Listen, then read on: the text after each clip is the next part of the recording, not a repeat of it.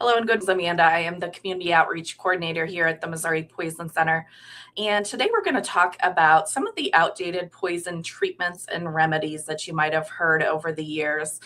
There are many things that we used to do for poisoning, but we don't do anymore for specific reasons. And we'll talk through some of those as we go. So let's go ahead and get started. First question or sort of remedy we hear quite often is inducing vomiting. Should I induce vomiting after I swallowed a poison? We used to do this. In fact, we'll talk about ipecac syrup next, but we used to do this thinking it would help, remove the substance or make the poison get out of the body. But actually, there are a few reasons why we don't do this any further. And forced vomiting is not really that beneficial. It really doesn't improve the situation. There's already been some absorption. And then if somebody has swallowed something that's corrosive, something that can cause a burn, forcing them to vomit can cause worsening burn, as well as other parts of the body that could be exposed a second time. Also, if somebody is vomiting and they might be drowsy or affected by a poison, they can really have trouble with choking, and they can choke on that vomit, and that can be really harmful, especially if something like gasoline or something that's like that kind of substance is involved. So forced vomiting is never recommended. It is recommended, of course, that you call the poison center for specific treatment advice. Along the same lines, ipecac syrup, why is it not available over the counter anymore? So if you are of a certain generation, we all had ipecac syrup in our medicine cabinet for when a poisoning would occur. It has not been on the market since the early 2000s, but it is still something people bring up or want to go and purchase. So using this drug or medication to cause somebody to vomit used to be an over-the-counter standard. But with clinical and scientific review, medical professionals found that it just causes more harm than good to make somebody throw up. And this is according to the American Academy of Clinical Toxicology and other experts. Along the same lines, we don't want to use any other substances to make a person throw up, making concoctions of, gross things like mustard water or salt water solutions. And that one specifically can be really dangerous because you can overdose on salt unintentionally as well. So avoid all of those sorts of home treatments and just give the Poison Center a call for specific medical advice. Another one we hear about is, should I use activated charcoal to neutralize the poison? Activated charcoal should only be used in healthcare settings under direct medical supervision.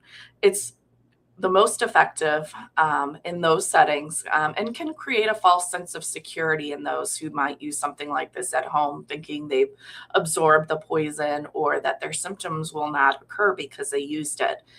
Additionally, if somebody vomits after using activated charcoal, they can inhale that and cause pneumonia and other breathing issues. The idea is that activated charcoal absorbs toxins in the body in the event of a poisoning. However, charcoal might also absorb important medications and your good gut bacteria. And so that really can cause more problems beyond just the poisoning itself. So it can be used in medical settings with direct supervision, but it should not be used at home and is not an effective way to treat a home poisoning. Going further back in time, we all might have heard some vintage antidote sort of situations, and people do think about fluids like milk, coffee, or tea helping with poison or poisoning. We do often give water to dilute a poison after somebody swallows something, and milk may coat and soothe the stomach if the person is a milk drinker. But there are some times that we don't want to give certain fluids, and certainly black coffee or caffeinated beverages probably are a little more irritating than necessary. Does not get rid of the body's poisons. Caffeine does not. So giving the body some time to process that. And while tea does have potential health benefits, it's not really an antidote. So the best thing to do is call the poison center. Often we will say something like water, sometimes milk, depending on the irritability of the stomach and the product, but we can give you specific advice. And certainly someone who is having trouble breathing, having trouble swallowing, is persistently vomiting, we don't want to give them anything by mouth. Another question we get asked often is, should I neutralize a chemical on my skin? So, for example, they get something very acidic on the skin, and so they think I should apply the opposite, something very basic that can cause sort of neutralization.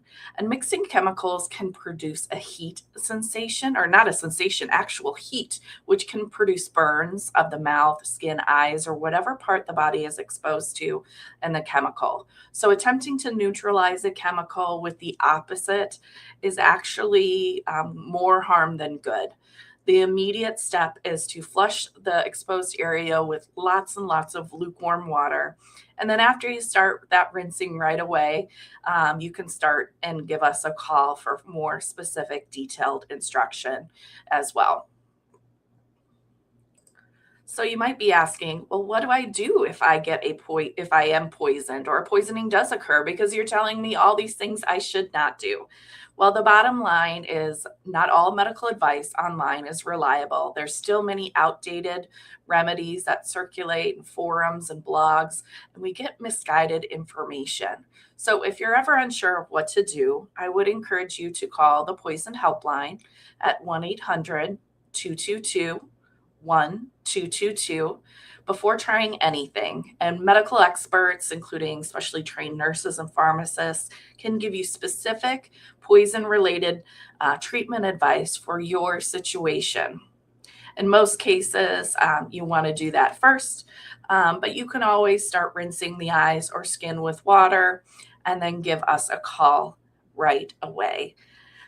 So let's make sure you have that phone number handy for any poison exposure, whether it's on the skin, in the mouth, the eyes, or inhaled or otherwise. Please save the poison helpline in your phone today. It's 1-800 222 1222. And please give us a call. We're available 24/7 for any poison related exposure.